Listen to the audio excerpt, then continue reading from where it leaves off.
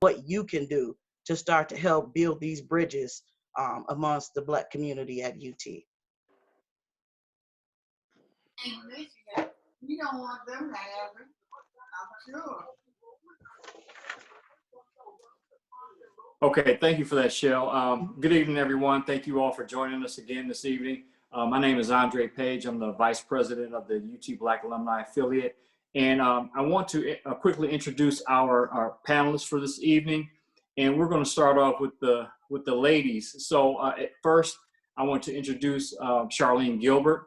Charlene is the Dean for the College of Arts and Letters. She's been with UT for 4 years. Before that, she worked at Ohio State for about 3 years. And her hometown, she grew up right outside of Atlanta, Georgia. Next, we have Dr. Kimberly Jenkins. She is the Associate Dean of Diversity and Inclusion, also the Associate Professor of Anesthesiology in the College of Medicine and Life Sciences. She's been in that position for about a year. And she's a member of Delta Sigma Theta Sorority Incorporated, and she is from Detroit, Michigan. Up next, we have David Young. David is the Director of Toledo Excel and Special Projects. He's been employed with UT for 28 years, so he's an old head of the game. For 28 years, serving in various roles and has held various titles. He received his BA in Psychology in 1988. He's a member of Alpha Phi Alpha Fraternity Incorporated, and he is from Toledo, Ohio.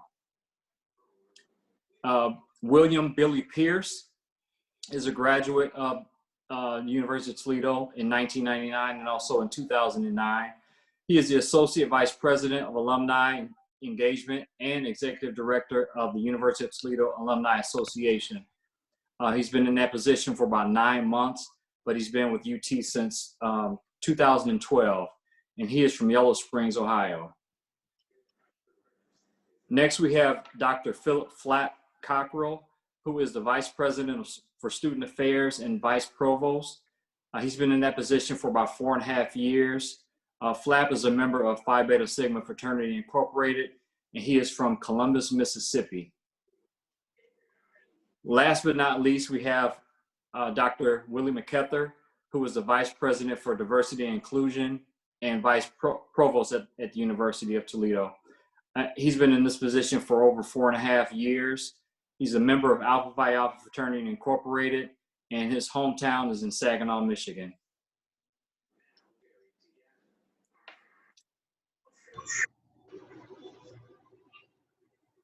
All right, so as Keith brought up earlier, we have the panel, the chat box open. So if anybody has any questions, feel free to type them in the chat box. And meanwhile, we're going to go ahead and start with some of the questions that were sent in prior to this program. So the first question is going to be for Dr. Cockrell, Mr. Young, or Dr. McKether. One of the questions that was brought to our attention is what events happen throughout the year that foster collaboration of events of Black faculty and staff with current Black students?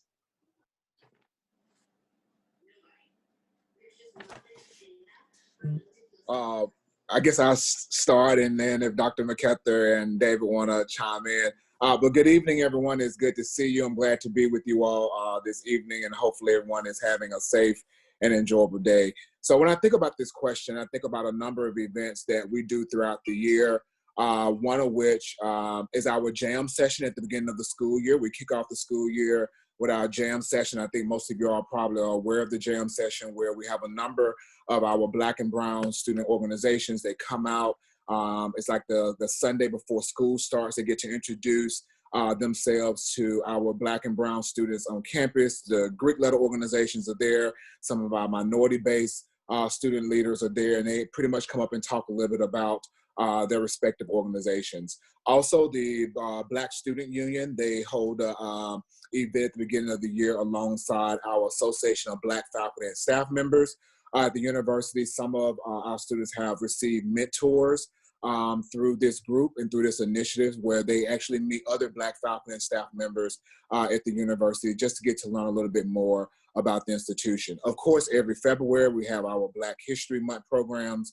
A number of our students, they partnered with different campuses and campus departments and faculty members to hold programs and initiatives. And then the last thing that I will say is about our multicultural graduation recognition ceremony. Every December and April, we recognize all of our graduating seniors, whether they are in a baccalaureate program, a master's, or a professional or doctorate program. We recognize those students, and a lot of times our faculty and staff members of color, they come out into support all of our students during this time. And so I give Dr. McKether or Dave an opportunity to share in additional programs that we have. There's one program that is actually sponsored by one of our student organizations that I think directly impacts the question, and that is collaboration with Black faculty and staff and students. Black Student Union every year does an event, meet Black faculty and staff on campus, that I think is really effective. This year, I think it was hurt by the COVID situation on campus, but it's usually a face-to-face. There's food there, there's chance for students to mingle with faculty and staff. And that's always a really effective event that happens as well at the beginning of the year. And then sometimes they repeat it at the beginning of a spring semester as well. Sure. So I'll just add to that. So again, thanks for the invitation to the Black Alum group, much appreciated. I guess the only thing I'll add to what Dr. Cockrell and Dave has already indicated, this year in particular, the Black graduate students in the College of Education has assembled and has created a really a strong voice for Black graduate students and undergrad students in the College of Ed. And so I think many of us have had an opportunity to engage with those students because in many ways they had various questions and issues about what was going on. And so we've been working really collaboratively with the dean of that college and with these students to make sure that their concerns and needs are being addressed.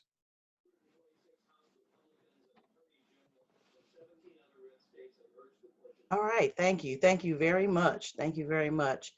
I'm going to go ahead with another question. Does anybody have anything to add to that, or are we good with that?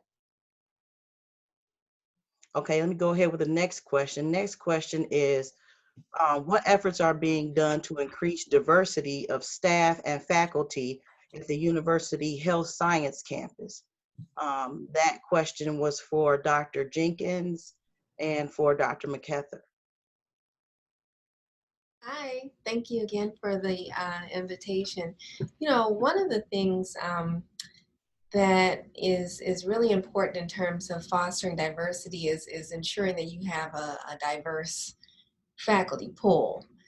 So one thing that we did start this year, and I know they said I've been here for 1 year in diversity, about 15 years on the other side of the health science campus. So I guess I'm telling my age, but we started to ensure that every hire that comes through the health science campus for the College of Medicine, let's say, has to have some diversity in the applicant pool first through a new tracking system that we have through Cornerstone.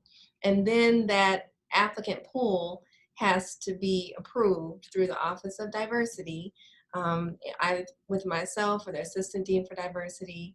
And then we also ensure that there is some diversity on the search committees if this is a faculty position, and then there's a final approval through our office for that final selection. So a lot of that is kind of making sure that there's some checks and balances to the process. You know, one of the issues with recruitment is that old adage of, oh, I know a guy, or I have a friend, or I have a cousin. And if you're suffering with diversity within any group, and you're kind of limiting your pool, and you can look up and have an all white applicant pool, and of course you're going to have, you know, a lack of minority in that eventual selection. So that is one thing that we're doing. But one thing I think is really important if you're looking at diversity is to ensure that you have a supportive environment. So when we go straight to recruitment, you have to make sure that you're an attractive place where someone would want to go. So some of our programs, whether it's, you know, through mentoring and through different types of outreach, even events like this, or connecting students with faculty so they feel this is a worthwhile place for them to select. You know, a lot of those things are important. Again, it gets down to a place that's supportive, a place that's attractive, and then you have a shorter bridge to cross when it comes to recruitment of minority students. Great, thank you, Dr. Jenkins. So I think, you know, she's covered a lot of it, but I think, you know, to add to that, I think just paying more attention to it. You know, over the past 4 to 5 years in particular, you know, I would say that the university has really started to pay more attention, and many of us in administration are starting to ask questions like what, how, and why come, what, how, and why. And in addition to the pool question, we're asking now, what's the yield? Because we began to realize that in some cases, we have these great searches with a diverse pool, but the diverse candidates were not always hired. And so I think beginning to ask those types of questions, Dr. Jenkins mentioned leadership, and I think having critical leadership in positions that can make decisions.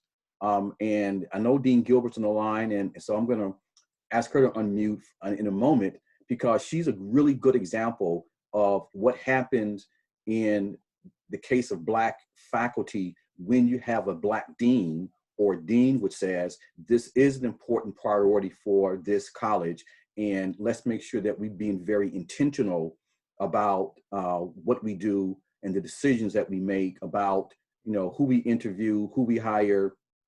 But of course, you know, and dispelling the idea that just because it's a Black or brown person, that they're less qualified. You know, so I think dealing with those sort of ridiculous suggestions that, you know, we only hire those people, you know, because they're Black or brown, and we've hired some excellent faculty of color, Black faculty, under the leadership of Dean Gilbert and others.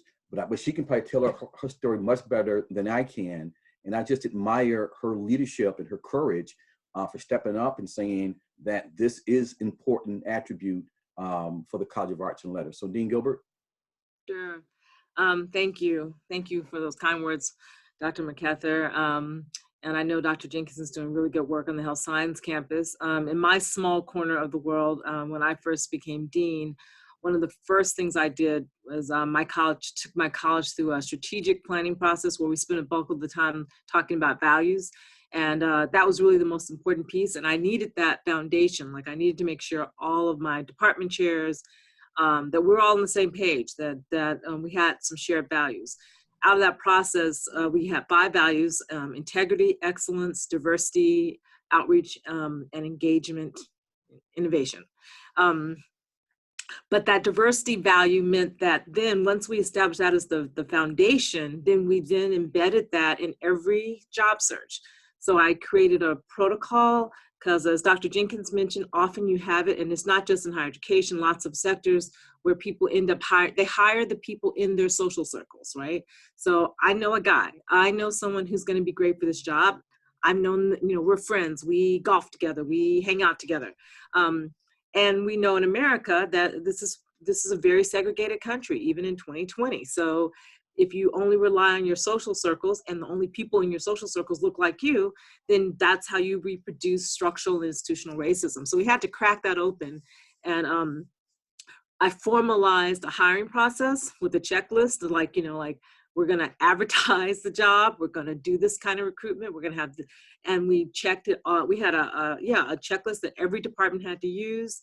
We talked about our values, so we embedded the value in the job ad. So it said that we were going to give preference to, so there are the qualifications and then the preferential qualifications. So the preferential qualifications were we're going to give preference to people who can help us achieve our values related to diversity. So people who can help us mentor underrepresented students. That became one of the things in the job ad that said that this is going to be, so when it was brought back to me as the dean, say, well, we have these two candidates, they are so close. Everyone had already agreed that the feather that was going to decide a call would be, well, who can help us advance our mission that we've decided is one of our core values around diversity, and that preferential, that preference was like a hook that was embedded in the job ad. So that enabled us to hire a number of African Americans and Latinx faculty in the last 3 years. I'm really proud of the hiring that we've been able to do, and you know, creating those processes and tools so that we can make that kind of progress was really essential. And I was really happy. I was always really happy to be able to ask that question. Well, how did the candidates do in these two areas? And someone said to me, oh, it's so close. I'm like, yeah, it's not really all that close. There's only one candidate that meets our preferred crowd. So, okay, we all agree. We know who's going to get the job. So that's been, took a lot of work. I can tell you stories about all the ways in which people can attempt to get around things. But, you know, it was my pleasure to cut off every attempt at every pass. So that was, we still have a long ways to go, but we definitely have some structures in place now to try to advance our ability to attract talented, excellent faculty that represent the mosaic of excellence in our country. And that's where we have to keep moving everyone towards it. That's what we're trying to do. We're just trying to make sure that we get the best, most talented people out there. And the only way we can do that is if we have open, transparent processes for hiring. All right, thank you very much. Right now we have a question in the chat room. I'm going to turn this over to Cherie Madison. Thank you, Shale. Our first question is, what has been the impact of COVID-19 on Black students at UT in terms of well-being, retention, and overall student success, and how can we help? Wow, that's a big question. Yeah. So I guess I'll kick it off, and I know that Dr. Cockrell and Brother Young will have much to say about that. You know, I would say overall, I think that the impact of COVID at the University of Toledo, just as it is at other institutions, has taken a toll on students' mental health. It has taken a toll on their academic performance. And I can talk a little bit more about the academic side of the house. We know that you know, students are a lot less engaged academically. When we look at the number of DFW rates that went up from last fall to this fall, when we look at the number of students who are put on academic suspension, you know, those are the kinds of indicators that, you know, tells us that just from the academic side, that, you know, the social and the mental is making its way and having implications to what's happening on the academic side. You know, in previous years, you know, we've had a much greater, I think, opportunity to engage with students face to face. And I think that, you know, this virtual space has made it increasingly difficult for us to have real interaction with students, which of course is, you know, I think is playing out also in the academic space. So I'll yield to Dr. Cockrell and Young and others who work with students directly as well. Dr. McKether, thank you for your comments. I think COVID has truly amplified a lot of the issues that we know that our Black and brown students are dealing with. When I think of food insecurities, technology insecurities, work insecurities, a lot of our Black and brown students are most certainly struggling in that regard. But I think UT Toledo, we've done a very good job of making sure that our Black and brown students have access to resources. This past spring semester, our former president, Dr. Charlene Gilbert, myself, we did a crowdfunding campaign. We knew a lot of our students had unmet financial need. Once we decided to close the university in March and go completely remote. And so one of the things that we decided to do is to launch a crowdfunding campaign where we raised over $130,000.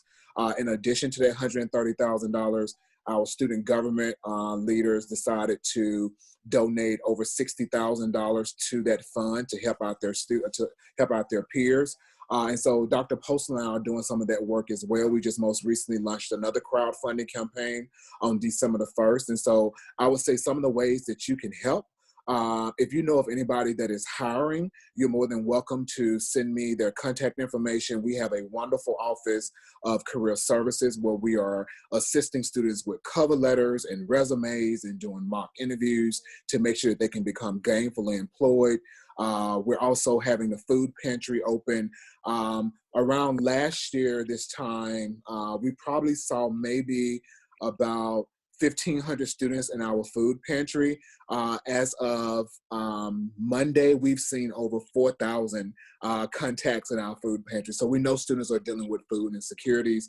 As I mentioned earlier about employment, a lot of our Black and Brown students, their parents were either laid off from their jobs or either were terminated because of COVID. So a lot of our students, they've had to become breadwinners in their families to take care mom and dad, maybe with their part-time job or part-time jobs.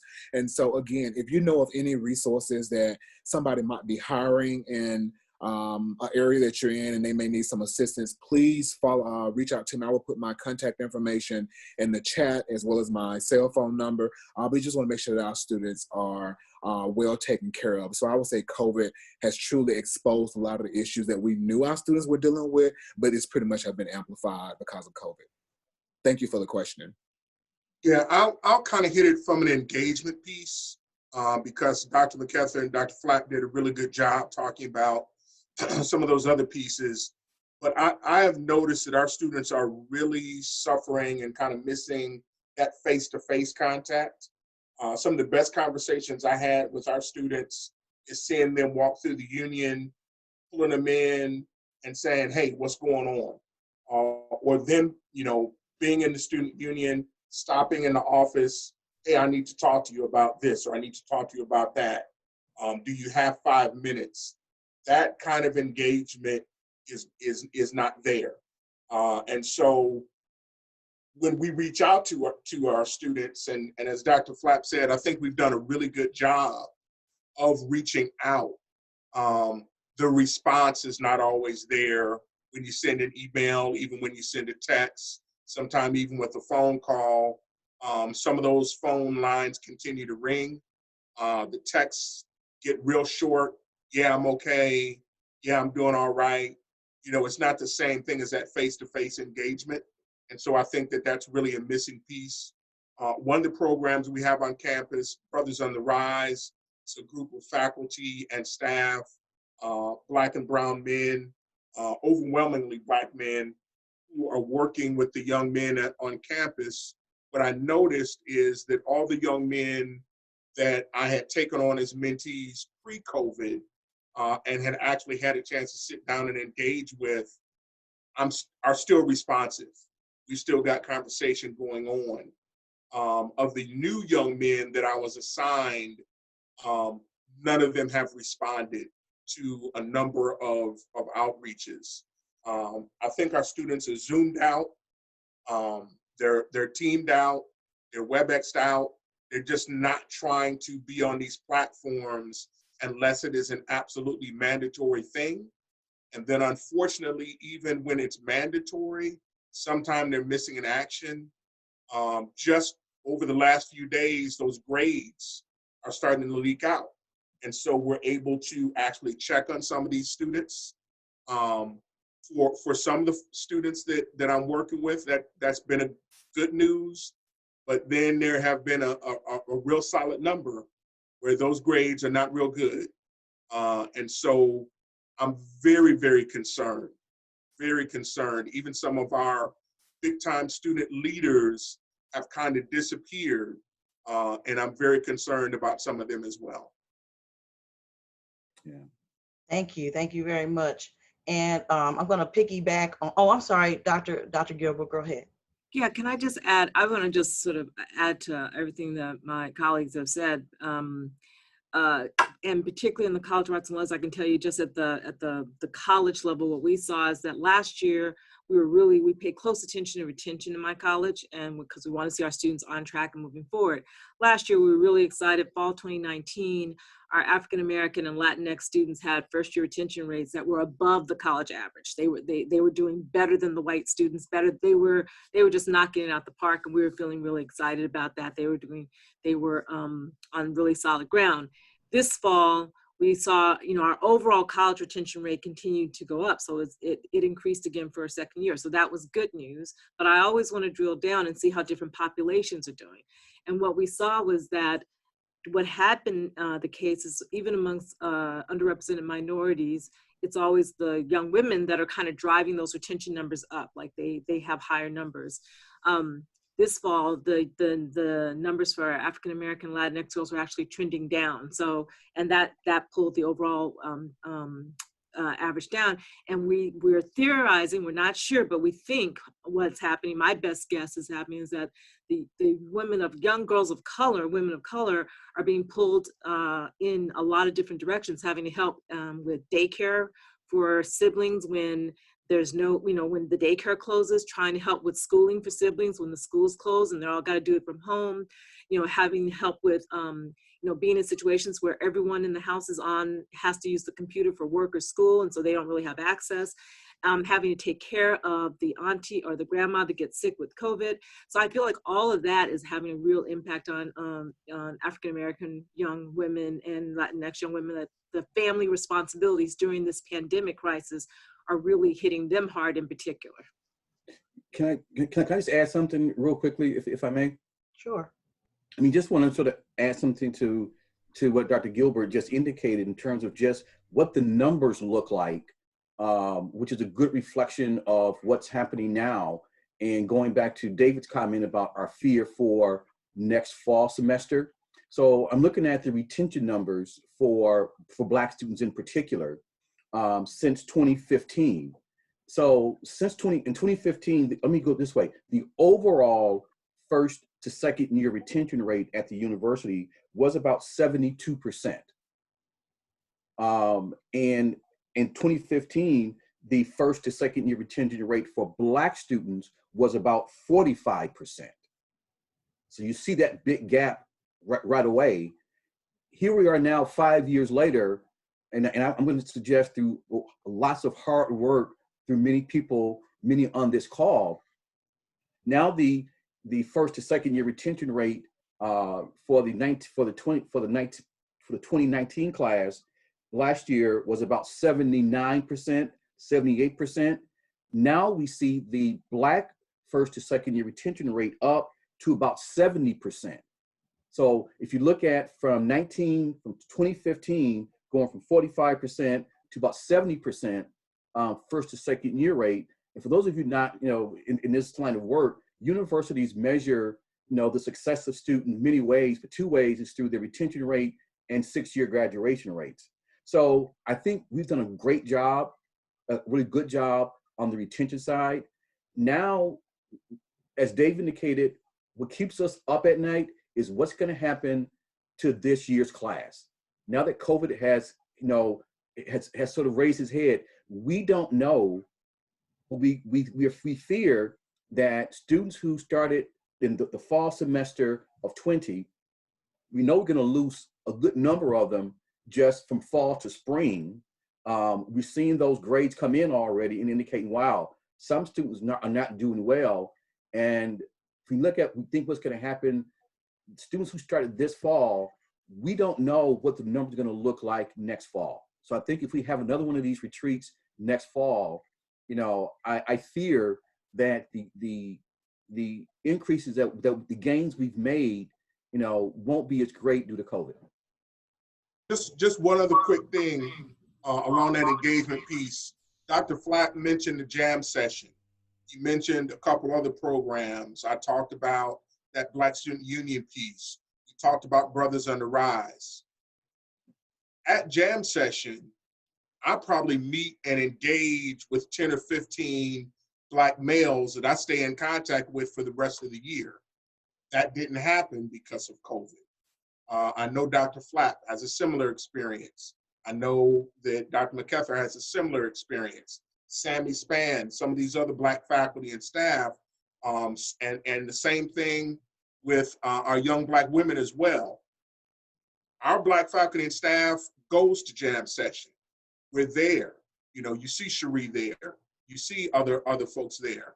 The same thing with that Black Student Union session where they meet and greet Black faculty and staff. We're handing out cards. We're saying, call me. And that's just a real small example of things that didn't happen because of COVID. And those were freshmen that Dr. McKether just talked about, that incoming 2020 class, we didn't connect with in the same way. Yes, we sent them emails. Yes, we invited them to virtual calls, but we didn't have that face-to-face connection. And that's what really, really concerns all of us on campus right now. Thank you, guys. That was some very good information. And the next question, we don't want to leave it all on you guys. We want to help too. So one of the questions that was presented earlier was, what can we do as an organization? What can we do to help with some type of mentorship or something specific to Black, as Black alumni to Black students? What can an alumni do to assist? We had a Village Circle program that actually was going very well. It was a program that came out of African American initiatives within the Office of Multicultural Student Success, where we were actually engaging with alums and asking them to be part of that circle, and that's why we call it the Village Circle. Takes a village to raise, and we were saying it takes a village to graduate one of our students. And so we had a number of alums that had engaged with that process, and we had some really strong things going. A lot of you, we were out there at homecoming introducing you to students and trying to connect you with students. That type of effort, once we get past this COVID piece, is going to be really, really important in recapturing our students and, having our alumni put their arms back out there and extend themselves to our students. And we can certainly do some things before we're out of COVID.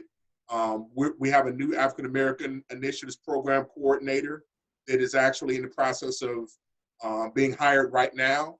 And that's going to be part of their job, to do that research and pick that Village Circle up again. So you'll be hearing from that person, I'm sure. But I think all of those efforts, as we connect and try to reconnect to our students, alumni can play a large role in. And I would add, part of that too is all of you being here tonight, having a vested interest in joining the conversation to learn about what's going on. There are several mentorship opportunities through the Black Alumni Affiliate. Those are things that we constantly talk about. How can we engage our alumni, not just with you all and each other, but how can we give back? There's scholarship support opportunities, as Dr. Cockrell mentioned. There's the food pantry, where we're asking for support, and I know it feels like we may be asking for a lot, but these are things that when we're asking, because they are real needs that we have found for our students. One of the things we have been planning, we think about what COVID shifted for us, is this past homecoming, is we were planning a Sunday networking brunch for the alumni that were back on campus to actually sit at tables with students, have a keynote speaker, and start sharing some ideas and matching you all with students from industries that are similar to yours. So unfortunately, we're unable to do that, but that is something that we said next year, let's plan for. So I would say, if you're interested in being a mentor or talking with students, reach out to me. I'll put my contact information as well. Dr. Cockrell is there. Any one of us at the university, I think, would be willing to talk with you to figure out what your bandwidth is. So I think the more people we have trying to connect with our students, the more we can help try to offset what COVID may do to make sure we don't lose some of those students once they get here. In relation to this question in the chat, it was asked, have we considered a virtual roundtable between students and alumni? It was successful at UD. Can anyone address that? I know for us, we had a good year for 2020. This is considered for the medical school our most diverse class ever, but it happened to happen during the year 2020, during the pandemic, where they could barely see each other. So mentoring is really key, student-to-student mentoring and faculty-to-student mentoring.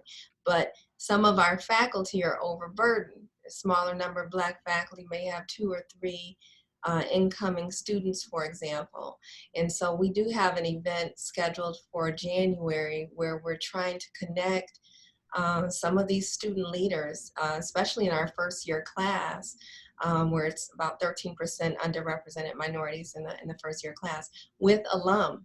They have no idea of the rich resources they have in the UT alumni. So we just want our students to have an opportunity to talk about their stories, their challenges, what they're excited about, the new organizations that have developed out of the College of Medicine, including White Coats for Black Lives, and what they're involved in and how you can support.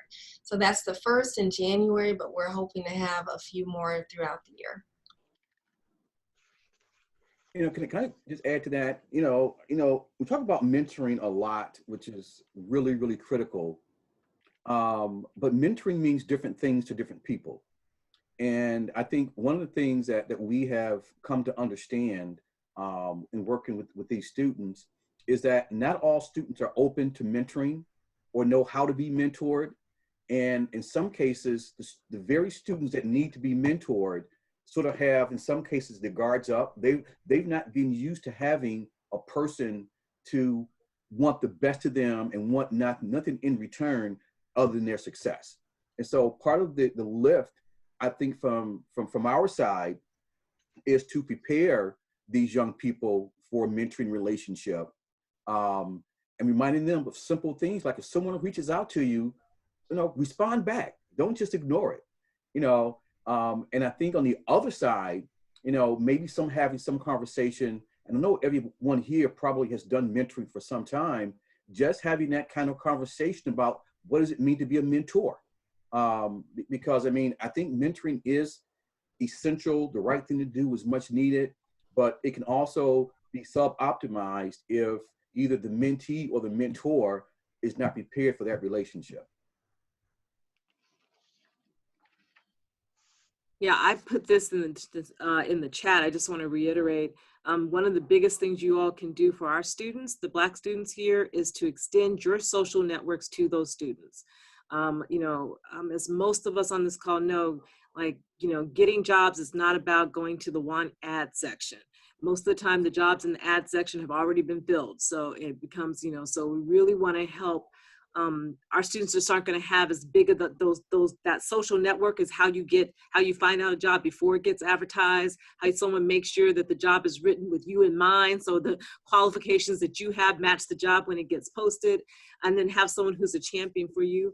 Our students need that so much, and they don't have that all the time, and it really makes a difference in getting them from graduating with their degree. I want them to graduate their degree and go into their first job. But that takes a lot of work, and the biggest missing piece I see is that networking, that social network piece, having a direct contact with someone who knows about a job, who will match that student up with that job opportunity. So anyway, if you have suggestions for us on how we can better create those pathways and connections, we really want to know about that, because I think that's going to be critical to the success of our students. Billy, can you speak on behalf of how alumni can become more involved, like the direct contact information as to what we can, who we can contact in order to become mentors and try to help with some of the things that Dr. Gilbert was addressing? Absolutely. I put my email address and my cell phone number in the chat window. You're welcome to contact my office. We're happy to serve as a hub, and then I can connect you with Dr. Cockrell, Brother Young, and Dr. McKether to connect you with some mentoring opportunities. The other thing I would share is, from an alumni perspective, one, we are constantly looking for your stories. I think if students see that people like them came here and were successful, that also sends a very powerful message of success, is that you can do it. I would love for our students to be able to see what we're doing here tonight. all of these folks that are here gathered on a Friday night could be doing something else, but this is an important conversation because we all care about their success. So as we reach out as an office and ask for you all to share your stories with us, yes, we want to highlight you as an alum, but understand that story has a ripple effect because our campus community sees it, our students see it, and the more they see people that look like them that are successful and have traveled the path that they've come from, I think that speaks volumes to let them know that you can do it too. But my office, we are happy to be a hub for if you want to help out and help be a mentor, contact me and I will make sure I get you in front of the right people to make that happen. Okay. Thank you very much. Thank you very much. One other plug I want to put out there, if we're talking about mentors from alumni, with Brothers on the Rise, we link them up with a faculty or staff person that kind of guides them through their first couple of years. And then the plan is to, once we've got them as upperclassmen, to kind of pass them on to some alumni that might be able to help them engage in their career field or get internships, that kind of thing. We've been successful in doing that with a number of our young men. So if that is an interest for any of our alums on the phone, on this call, please contact me. I'll put my information in the chat. We've connected 2 of our young men this year already to some relationships that are real fruitful for them. And so if you have interest in that, please let me know. In addition to that, we have tall, talented, aspiring women leaders. I see Meredith Allen on the call. She actually started Tall when she was with the university, and Tall is still going. And so I know that we're certainly recruiting for Tall as well. So I'll put my information in the chat. And if you're an alum that wants to engage with our students, certainly you can do that through those 2 groups, Brothers on the Rise and also Tall. All right. Thank you. Another question that we had that was submitted prior to the program is, are there diversity education requirements embedded in the curriculum for all students? That can go, I guess, for Dean Gilbert and for Dr. McKether or anyone else who feels like they can answer. I'll yield to you, Dean Gilbert. I was just about to yield to you. You beat me to the unmute yielding. I don't know about the entire university. I can tell you that in the College of Arts and Letters and for many of our general education classes, there are sort of curricular requirements around learning outcomes related to diversity. In addition, we have a diversity requirement, U.S. diversity and a global diversity requirement.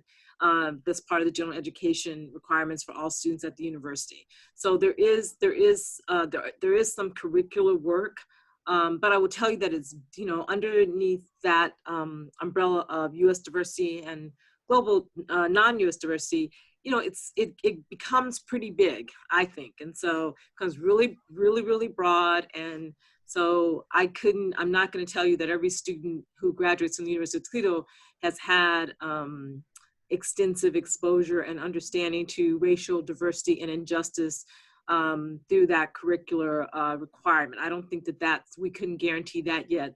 They have had some exposure to some type of diversity out, within the context of the U.S., but I think I have a German class that counts for that, which kind of always surprises me sometimes. So, one of the things we are trying to do is to there's an effort to kind of really interrogate and really examine that multicultural curriculum requirement, because I would like to see it get a little tighter and more specific in terms of what we would hope that any student graduating with a degree from the University of Toledo has. And I would tell you that I have an advisory board made up of alums, and one of our alums who works for the major federal organization in Washington, D.C., the first question he asked was like, we want to hire people. What are you doing to make sure that your people have cultural competency? And he says, and not optional. Like, we need them to come graduate and be able to work in a world that is very diverse and have the skills to work with very diverse people, like when they walk through the door, like, and what are you doing to make sure? So that is something that we're seeing that our the people in industries are saying to us, that's a skill that's really critical. And so I think we got to be a little more responsive to really what does that look like in the curriculum. So we have some opportunities, but we're not quite where I think we want to be. But I'll defer to Dr. McKether on that a little bit. Dean Gilbert, you're absolutely correct. So we do have those two, the requirements, but to her point, they're not all the same. You can have a professor teach. When I was teaching anthro, my course would be one of those diversity courses. I guarantee you would look different than some of my white colleagues, because I would have intentional conversations about race, ethnicity in a real-time way and not be afraid to have those conversations. So we've talked about creating maybe a 2 or 3 credit required course that deals with cultural sensitivity, cultural competency. We're not there yet. I think that we're getting close. And I say that respectfully of the university. And I think we're getting close. I know that some institutions have such a required course, and we're working towards it. But I think the other side of it is that we are trying to help ensure that our faculty are aware of, strategies, approaches on how to teach diverse student populations, but also how to introduce diversity in their own teaching, because that's been lacking. So I mentioned, as an anthropologist, I grew up thinking that there were no Black anthropologists because they were never discussed in any of the classes I've ever had.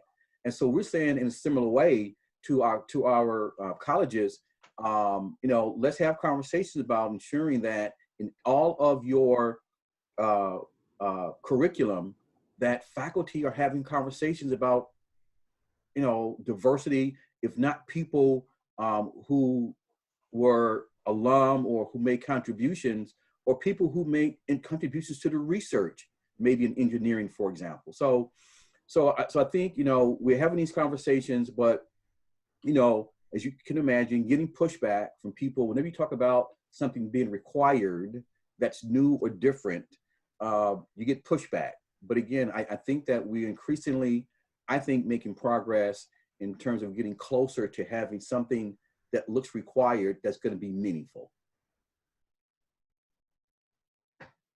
Thank you. Thank you very much, Dr. McKether. And one of the next questions that I was going to ask was one that was submitted prior to the program, was about the diversity and inclusion efforts for staff and I'm trying to find the question, I lost it. The diversity and inclusion, the requirements for diversity and inclusion for staff members on the campus of the University of Toledo. So that wasn't given to any particular person. So Dr. Cockrell, would you like to address that, please? Can you repeat the question? The question is, are faculty and staff also held accountable for diversity and inclusion in the educational process at the University of Toledo and professional development? I think it looks different for every unit at the university. I believe some units are far along than others, where we have no professional development moments, not only for our staff members, but also for our graduate students. So I do think that some units are doing a very good job in promoting diversity, equity, and inclusion efforts. But I do think we have some work to go, some ways to go, as Dr. McKether mentioned in his comments. I do think, and I'm going to probably ask Dr. McKether probably just to talk a little bit about one of the committees that he's heading up, which I'm really excited about, that Dr. Postal is one of his 9 committees that he's identified. One in particular is about race. And so I do think that the University of Toledo is going to look very different in the years to come based off of the work that Dr. McKether and some of his committee members are doing. But just to your question, I do believe that some units are most certainly doing a very good job. I will talk about the Division of Student Affairs, where we promote diversity, equity, and inclusion through all of our programmatic efforts that we're leading. We want to make sure we utilize the inclusive language to make sure that we're not misgendering people or mislabeling people. And so we do a lot of different webinars and seminars to ensure that people within the division are well versed in DEI efforts. We partner a lot with Dr. McKether's unit. Of course, within student affairs, we have 2 national associations that we focus a lot on. We utilize our CAST standards, which is our Council for the Advancement of Standards. And part of that work is utilizing diversity, equity, and inclusion efforts. We've been recognized at the university, not only at the university, but also on a national level, for doing some of that diversity work to ensure that our students are going to be prepared to be global citizens. And so I want to ask Dr. McKether probably just to talk a little bit about the work that he's doing from one of Dr. Postal's committees. Thanks, Dr. Cockrell. So, but before I do that, I want to ask both Dr. Jenkins and Dean Gilbert to talk about the diversity committees and the work that they're doing in their colleges. I mean, so in a way that kind of answers your question. Then I can come back and provide a larger perspective, but I think the work that they're doing in their colleges is just phenomenal, and it reflects the kind of work that we're doing and how that's going to trickle down to faculty and to staff. So I don't know who wants to unmute first and go, Dean Gilbert or Dr. Jenkins. Thank you. Well, I just wanted to echo, one of the first things that, on the agenda when you get in a role like this is to get a strategic plan together. So our advisory council on diversity has finished our 3-year strategic plan on diversity and inclusion, including faculty recruitment, student recruitment, medical education and training, and promoting an inclusive climate here on campus. And then there are about 30-something strategies related to those goals. But until you kind of know where you are, you'll never be able to kind of see where you're going and how to kind of move towards moving the needle towards those benchmarks.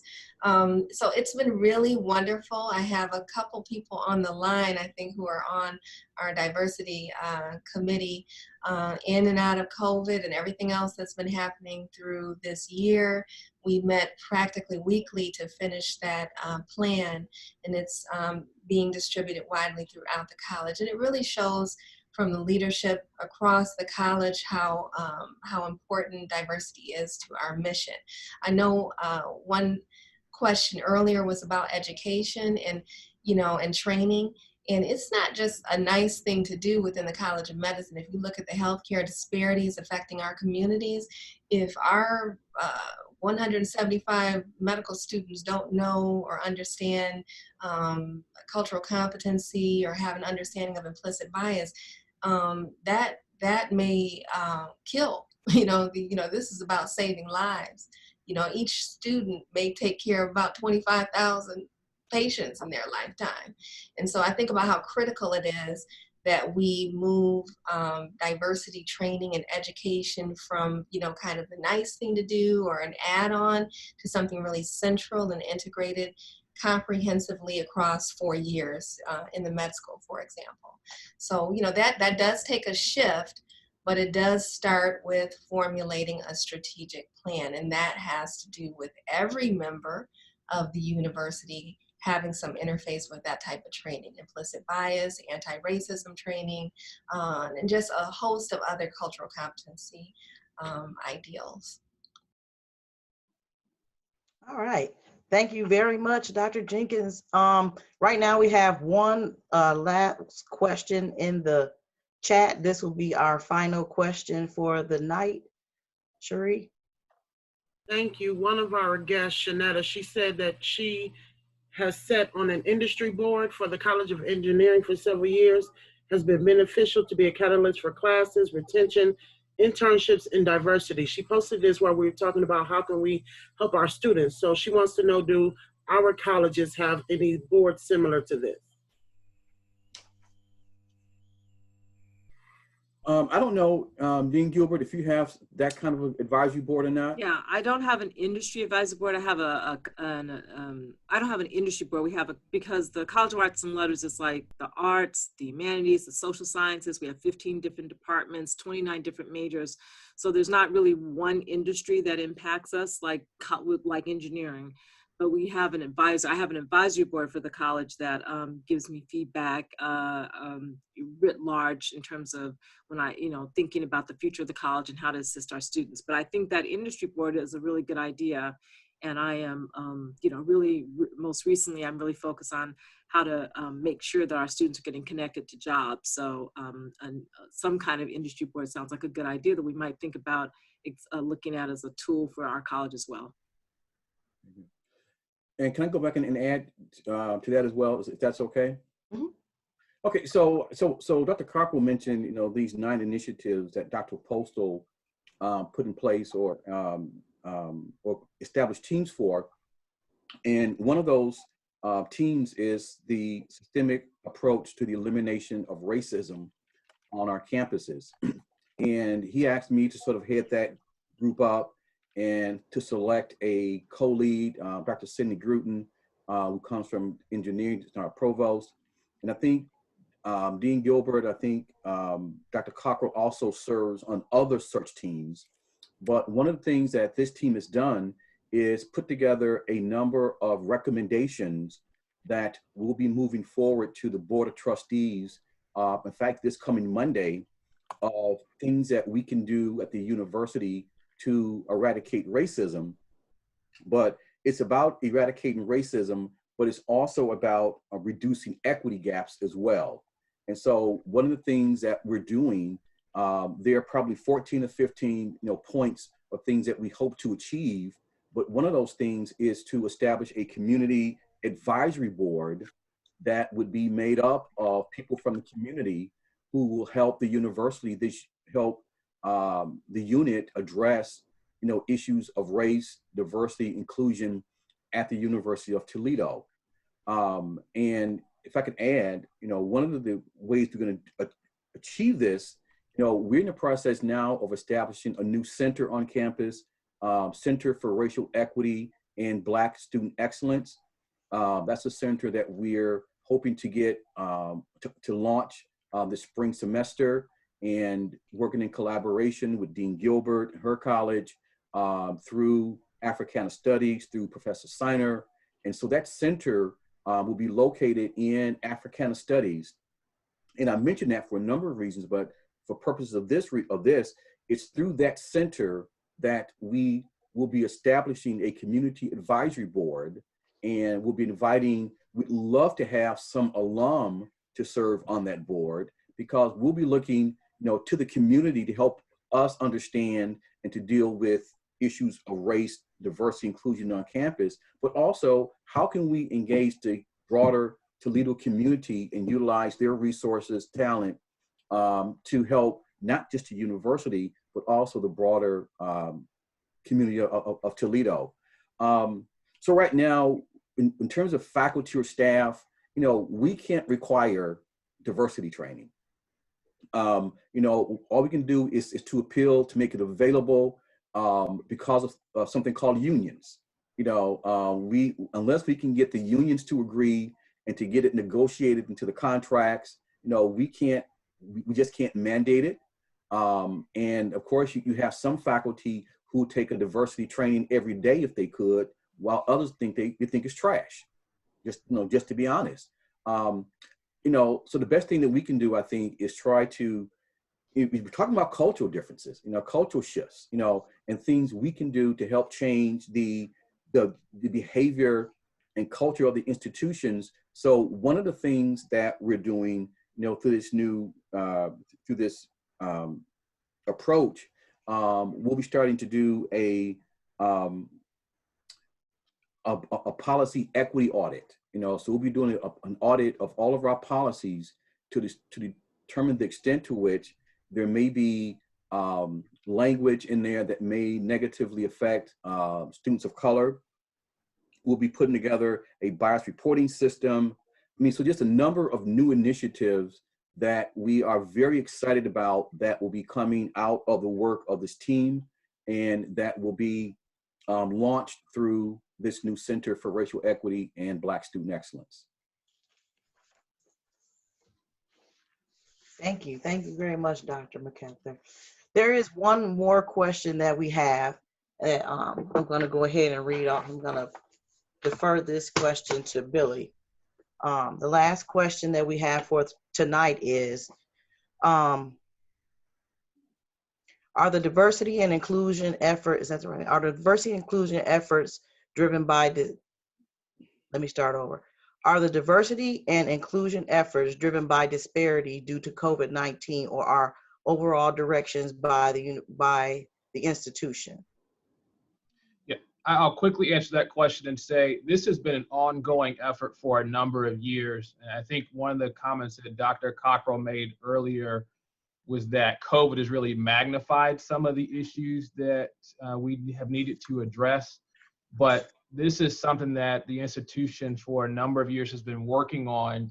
And you don't go from a 45% retention rate to 70% in 4 years without the institution making some significant investment in people. So you look on this call, we have the dean of one of the largest colleges on our campus. We have our VP of Student Affairs, an African-American male. We have a cabinet position that focuses solely on diversity and equity. We have Dr. Jenkins on our health science campus. We have Brother Young holding down a lot of the student engagement efforts. So this is very intentional about how we're going about this.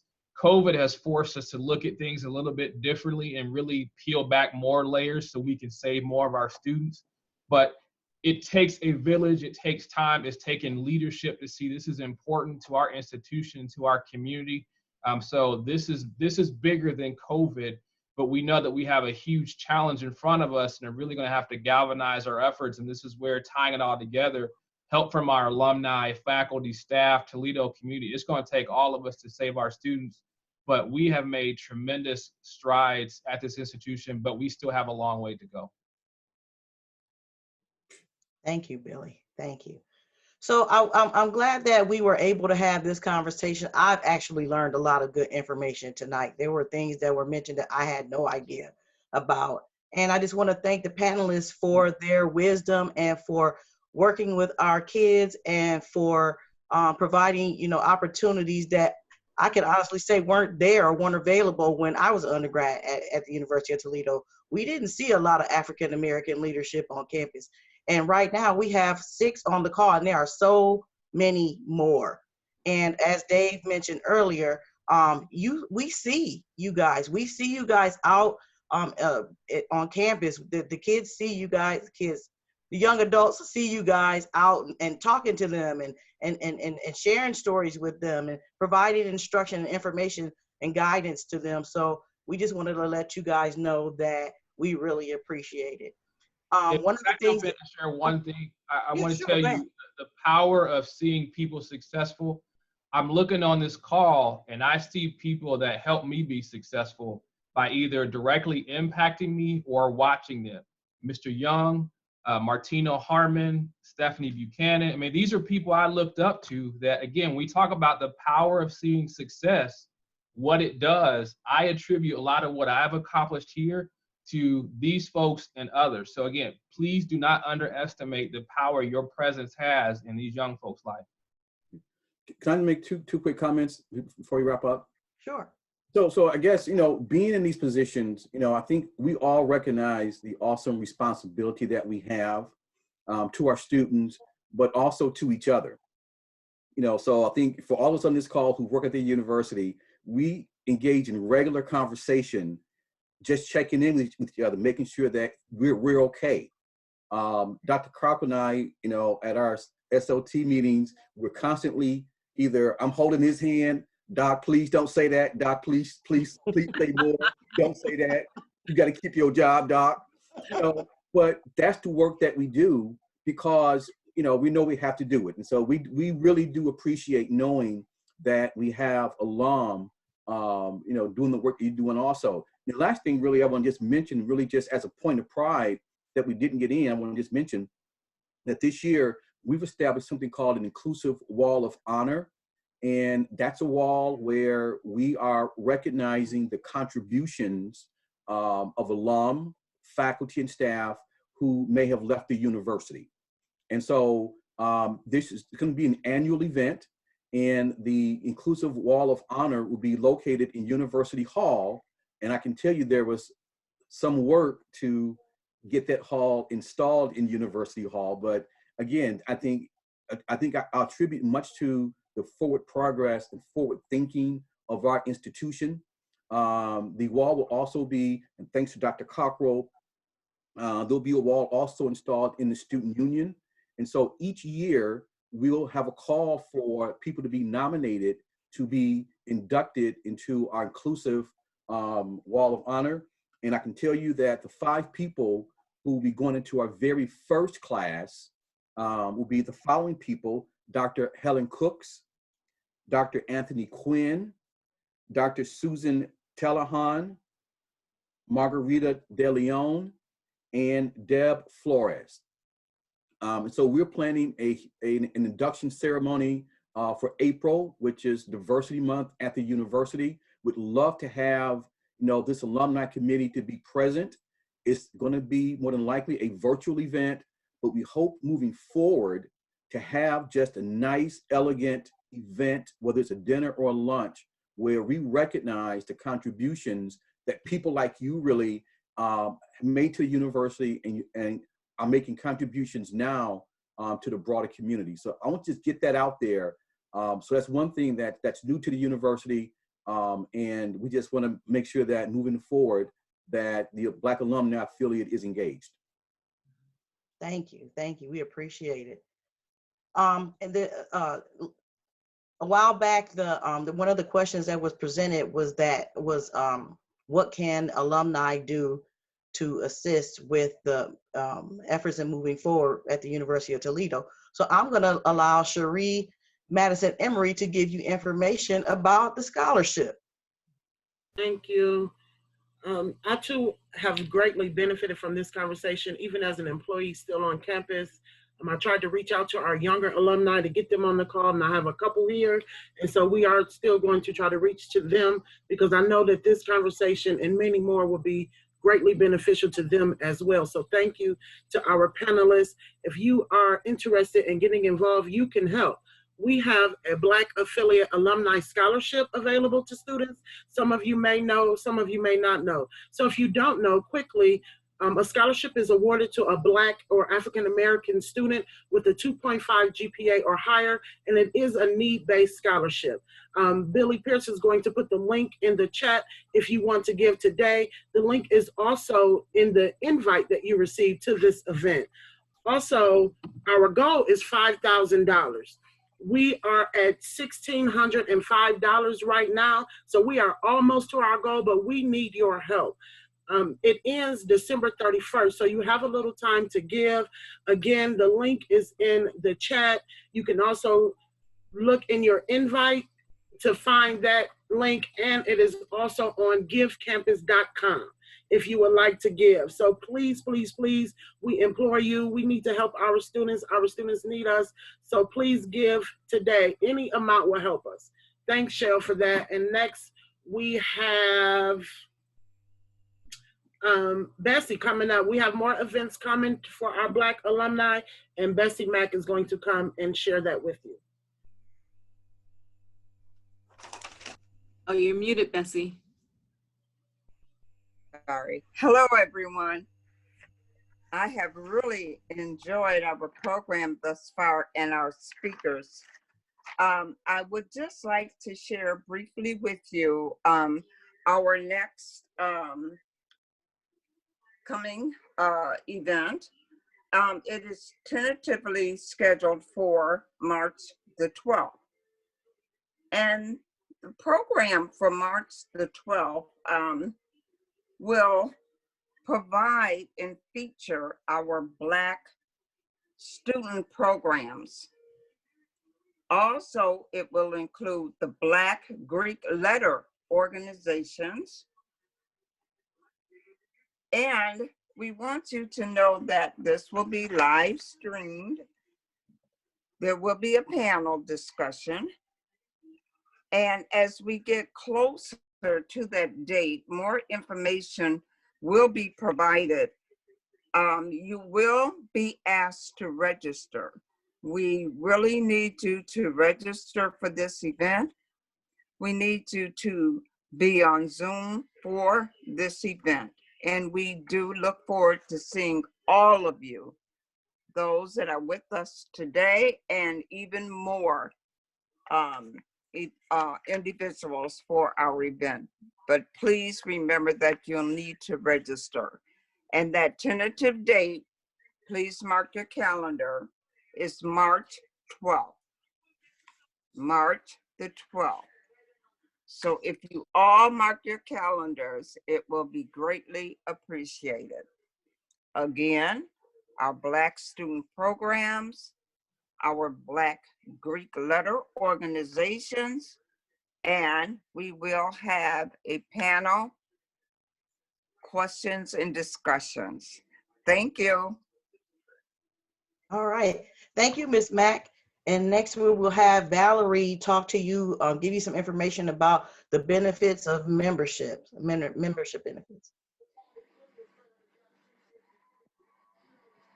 Hello, everyone. I too want to thank the panel. I am just deeply prideful right now. Maybe that's not the correct word, but to see all the people that look like me and in such a positive light. And as we know in the news, we see such a disparity of how we are portrayed in the media, whether it be print, advertisement, or social. But to see all your faces and to hear you talk and hear your passion for your fellow man, I was just deeply moved. So I thank you all for coming. I probably wasn't supposed to say that, but I just wanted to thank you myself. So I'm going to tell you about the membership benefits. First of all, it's part of a team. I actually am on the Black Alumni Affiliate Committee, and I love every moment of it. I've met several wonderful people. We have complimentary in-person events. You get invitations once you become an alumni member to networking professional events. A portion of your dues when you become an alumni, or if you are an alumni, goes to an Alumni Scholarship Association scholarship, where they have over $63,000 in scholarship awarded to the student. So that's where part of your membership dues go. Also, your membership dues help to support the work of the Black Alumni Affiliate. So if you're not a member of the alumni, please become a member. It's very, very inexpensive. And last but not least, you have access to exclusive discounts in goods and services. And you can get back your money, basically, that you paid in your membership dues. For me personally, I use Dave's Running Shop, get 15% off.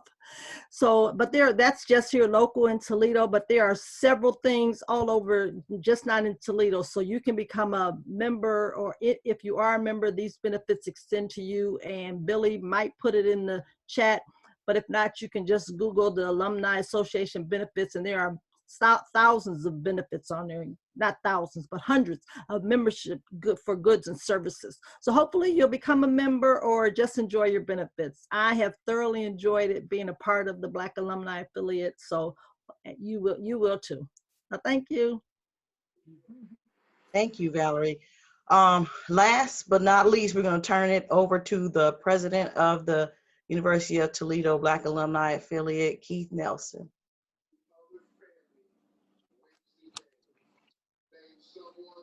Thank you, Shell. What an amazing event. I mean, I'm sitting here listening to all the panelists. So first, I'd like to thank the panelists for taking the time and speaking with us.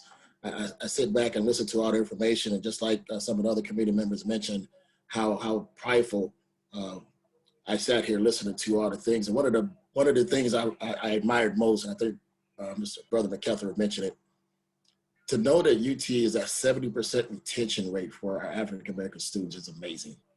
I remember when we first started this journey, we were at the 45%, and we worked on to it. So it's great to see all the things that you're doing. So thank you for that. I'd like to thank those panels, like I mentioned, as well as thank the the people who are attending, thank you for joining us today. And I'd like to especially thank the committee. It's a lot of days we've met trying to put this together. And I know we weren't certain how to turn out, but it turned out much better than I ever imagined. So I thank the panelists for making this active, for making it possible. So with that said, I just want to give some time back. So I know a lot of people haven't seen each other in a while, so I wanted to close that out and then open it up for like a social. Before that, though, I want to turn it to Betsy Mack for our toast. Betsy, you ready for us? Okay. Well, as you all know, when our invitation went out and information, we asked that you have whatever you would like to drink, be it wine, coffee, tea, or, and I'll just leave that or there, but we'd like to have a toast. So I want to give you just a minute to get your beverage ready, get your glass, your coffee, your tea, whatever it is, so that we can all join in with this toast. And I'm looking to see, hold it up. Let me know you got something. Okay. Even if it's empty, hold up something or just hold up your hand. If you just hold up your hand, you're still with us. Okay. I'm waiting on a few.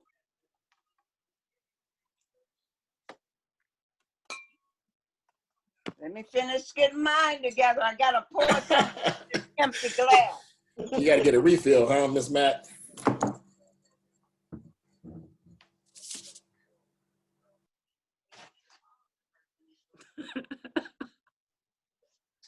Now, I'm not telling you what's in my glass, okay? I think we already know.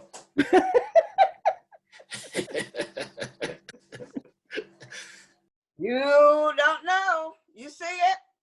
Got my glass. Okay, I'm checking to make sure I got everybody. One more quick time here.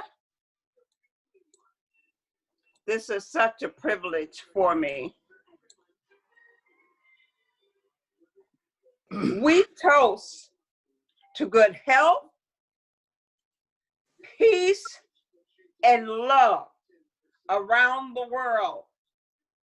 Here's to the University of Toledo Black Alumni Affiliate and the upcoming year, 2021. Let's drink.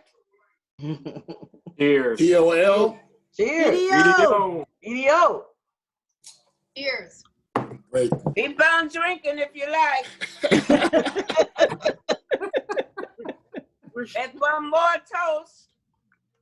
Well, okay, that concludes our event, but we definitely want everyone to stay on the line and have a great conversation if you choose to.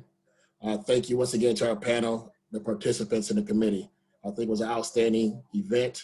Thank you for your time once again. So once again, I'll open it up for some social time. Thank you. Thank you. Thanks, everybody. Great event. Hi, Stephanie. Hi. How are you?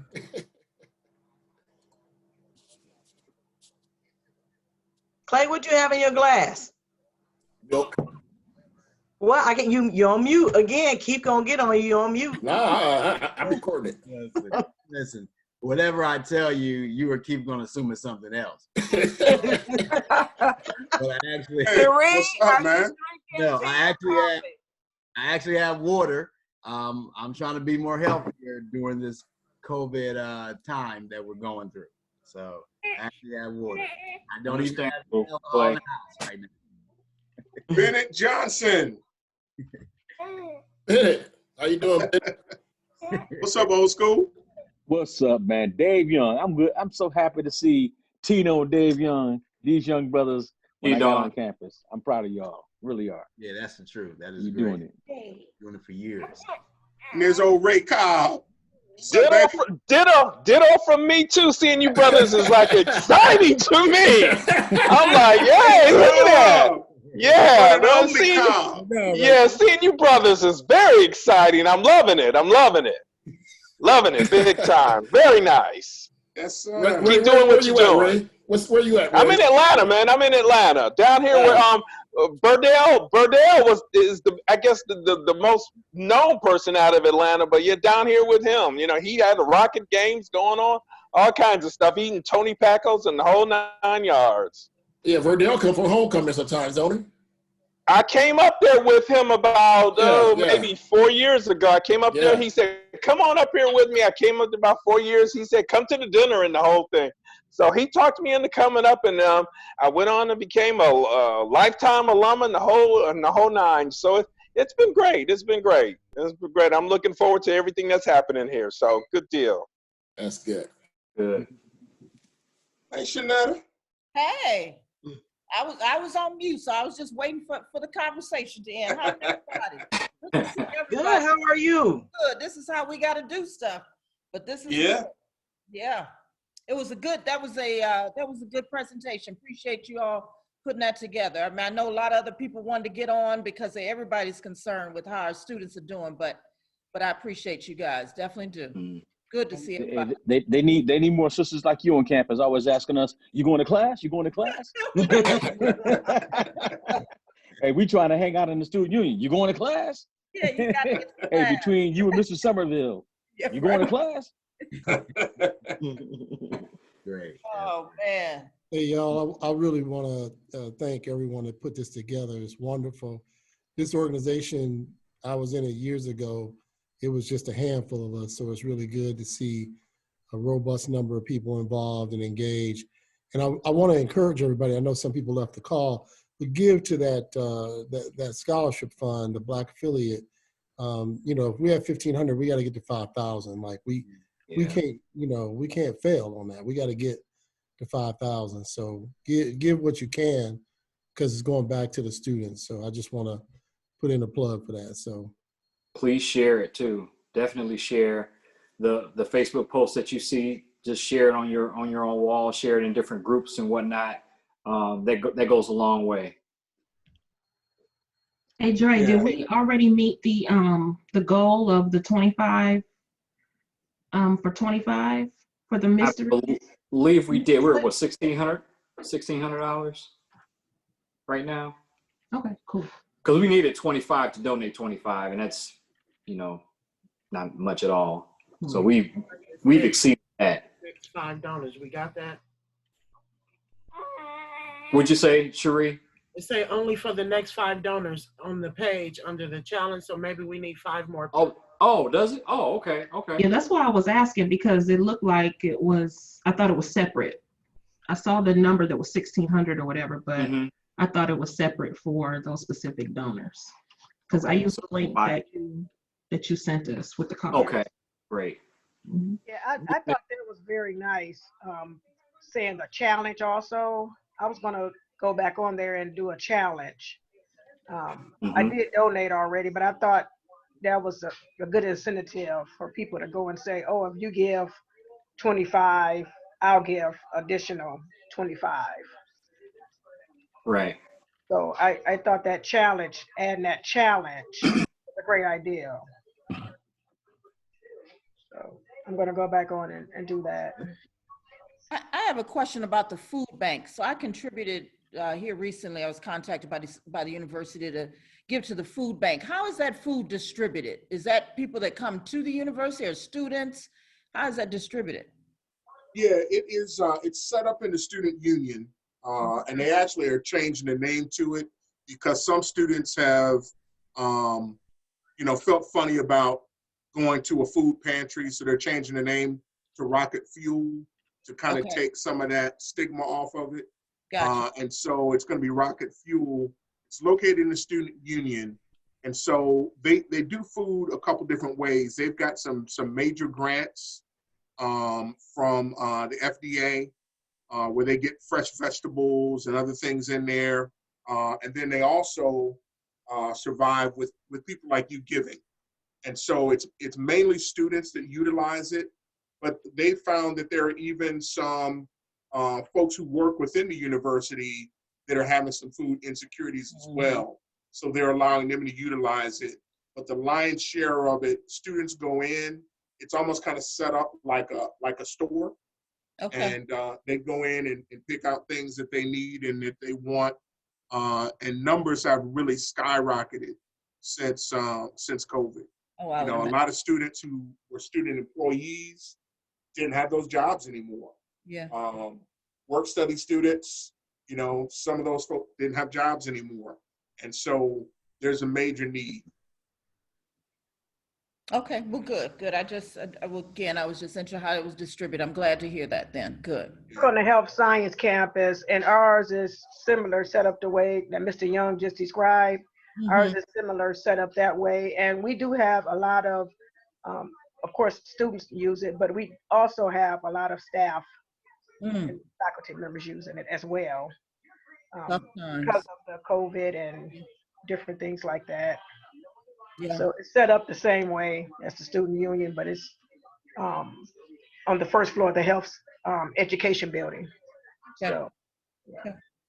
Billy, there was a question about when we give out the scholarship, are you looking for volunteers to sit on that committee? How is that scholarship dispersed? That's a good question. So there's a couple people that serve on the Black Affiliate Scholarship Committee. I believe Keith, Andre, Miss Mack right now are the three that review the applications. I don't want to speak for them, but I would say even if you're interested in wanting to serve on that scholarship committee, just contact one of us. We also have other scholarship committees throughout the Alumni Association where we've seen exponential growth in the number of applications that come in, and it seems like we can't get enough people to help us read through those. But specifically for this scholarship, it's Keith, Andre, and Ms. Mack. Okay, that was my question. I'm interested. I've served on the committee before. So. Oh, okay, great. There's a lot of exciting things that's going on at the University of Toledo right now. A lot of things that, like I said before, that we didn't have anything. I don't remember a food pantry or anything similar to that while we were on campus. I do know that we still have people running around the campus asking kids where they're going and what they're doing. My daughter loves Mr. Young. All she talks about is Mr. Young. Mr. Young said I saw Mr. Young. Mr. Young, I talked to Mr. Young. I'm like, okay, Dana, calm down. That's Dave to me. I know who Dave is.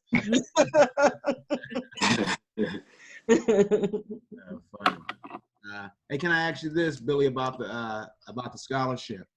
We're trying to raise $5,000. Is that $5,000 going to one individual student, or are we dispersing that? And how does it work for the other scholarships that come through the Black affiliate in terms of dispersion? So great question. What we are trying to do is build a sustainable scholarship. So right now, the affiliate awards $1,500. Well, actually, I'm trying to think, is it 15? So we award $750 to 2 students each year. Mm-hmm. Where this $5,000 will go into the scholarship endowment fund so that we can increase the amount that we can pay out. So that $1,500 is a direct result of the endowment that's been established, and that's the interest that comes out that we use to award the scholarship. So yes, we could use that $5,000 to award, but if we do it that way, once it's gone, it's gone. What we're trying to do is add money into that endowed fund so the interest that comes out increases, and it becomes a sustainable award that we can make. That is great. What is the endowment amount right now? And not for the overall Alumni Association, but is there a particular a separate endowment for the Black affiliate? There is a separate endowment for the Black affiliate. I wasn't prepared for that question, so if you give me about 60 seconds, I can look it up. I appreciate that. Great, great. And the reason why I asked that, I know I had a good friend here in Columbus. He was telling me he was a graduate of Ohio University. He was saying back in I want to say the late 70s, they established a scholarship for African-American students, and they named it after the first graduate of Ohio University. And it took about 20 to 25 years, and now it's well over a couple of $1 million, you know? So to say that is that what we're starting here, it could eventually lead to that, you know? And that's really the goal that I want to see. So overall, I would love to see, right now the Alumni Association as a whole awards $65,000 in scholarships to current UT students. And that's as a result of a larger endowment that we have. I would love to get that to 100,000 because we all know one of the retention barriers for a lot of students is financial aid. And so the more that we can provide in scholarships, the more that we can help with that retention number. Specifically to the Black Alumni Affiliate Scholarship, right now the endowment is about $28,100. So we're trying to add what money we're raising here to that so that the kick out on the interest increases what we can award each year. Makes sense. Thank you. You're welcome. Hey, I've got a quick question. A college here in Georgia, I'm on the board of visitors, and so there's kind of a little bit, and you know, I don't have really any affiliation to the school, but I was asked to join, and one of the things I noticed, we all make a financial commitment to the board of visitors. In exchange for that financial commitment, there are several opportunities to interact with folks in the business community. I'm a business owner, and that's very appealing to me. And I was thinking, you know, how could, I love this idea of the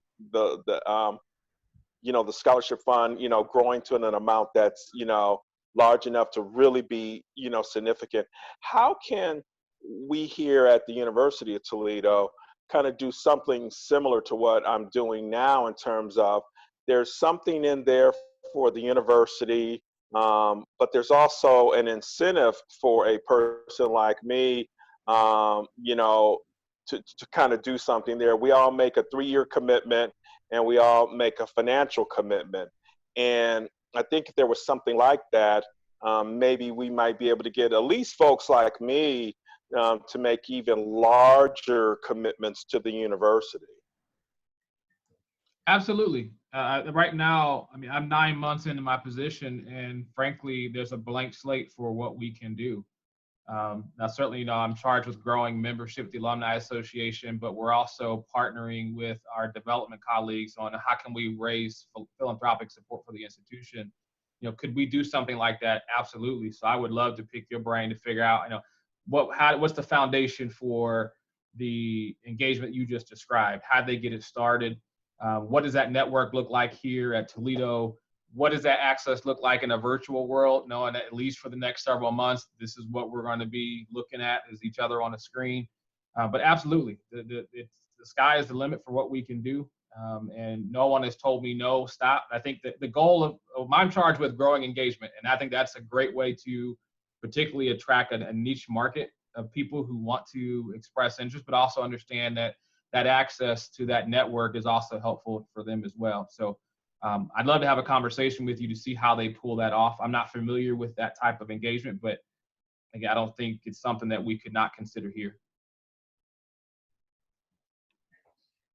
My email address is in the chat window. Would you mind reaching out so that you and I can connect sometime soon?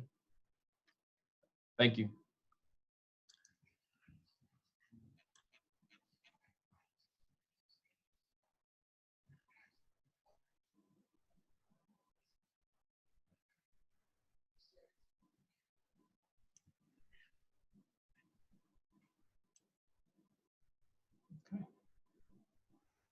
Well, I don't want to stand between you all and your weekend. So on behalf of the Alumni Association, everybody got quiet. I see heads down on phones. So I think I'm losing people.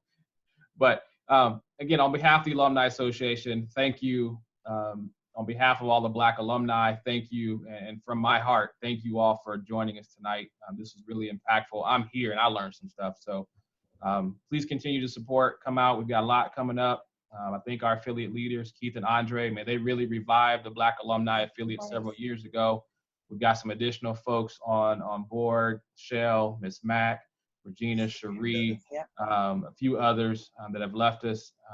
Thank you all. So have a wonderful weekend. Have a great holiday. Please stay safe. And we look forward to working with you in 21.